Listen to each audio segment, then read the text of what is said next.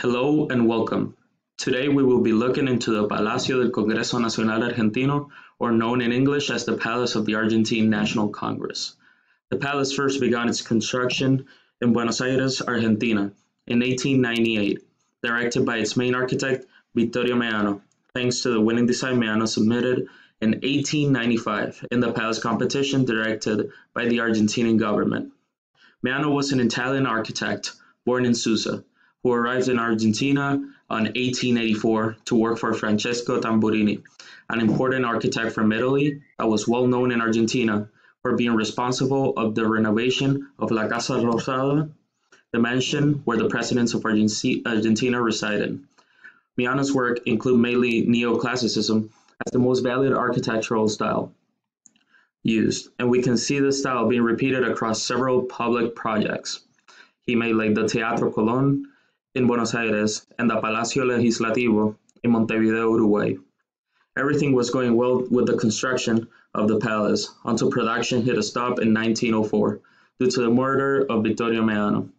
The planning lacked an architect who could direct the building process, so the Argentinian government decided to employ a new architect who replaced Meano, and they elected Julio Dormal, a Belgian architect that mainly focused on Beaux Arts architectural style in his education in the Central School of Architecture in Paris.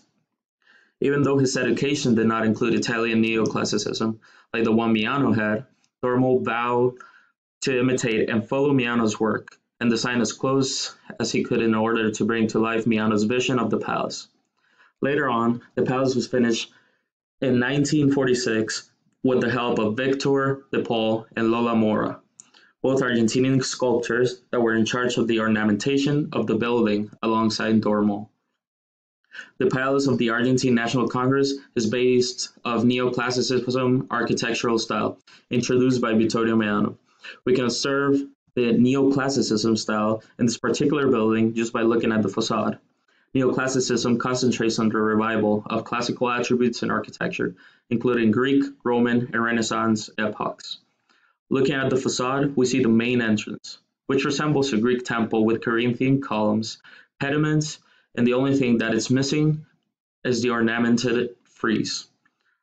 Apart from this, the entrance is only guided by one staircase, which reminds us of the Romans' way of designing temples of their own by changing the access points of these. We can also observe that the materials used represent marble menhirs and marble columns, which were used to decorate temples in Greek and Roman epochs. Following this analysis, we can also appreciate the shape used in the making of the dome. The dome reminds us of Brunelleschi's technique of having an egg-shaped dome, which helps span longer distances than usual. By using this shape, we can already see another characteristic from the neoclassicism, alluding to the Renaissance epoch and Brunelleschi's work. The inside of the building, including every room, resonates with some Renaissance values of using ionic columns, pilasters, and engaged columns as ornamentation.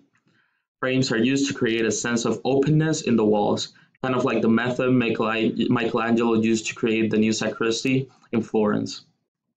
Now, let's talk about the Argentine culture and how it developed parts of the ornamentation inside and outside the palace. Lola Mora, Argentine sculptor, created several sculptures for the palace. We can observe sculptures represented by women, which symbolize freedom and commerce, values that the government of Argentina share. Apart from this, we have sculptures made by Victor de Paul. He had an arrangement of these like Mora, but their meaning are different. On top of the pediment of the main entrance, there's a sculpture called the quadriga, represented through a woman riding a carriage with 4 horses.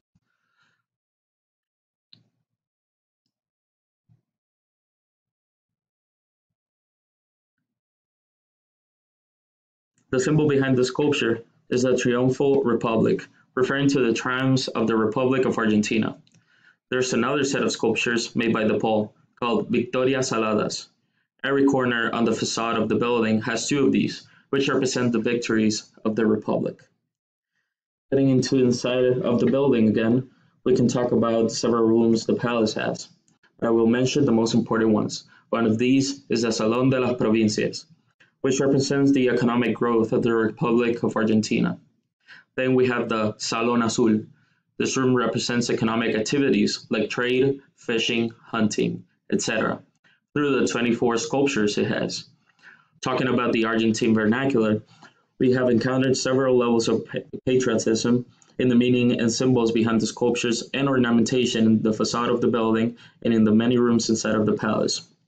You can see how the vernacular changes some of the ornamentation, since every symbol alludes to the story of how Argentina became the republic we see today, and how the government of Argentina wanted to portray this as a public building. Even though the structure is mainly driven by neoclassicism values, the true drive of the building is the story behind the country it was made in, the story of how Argentina became a republic.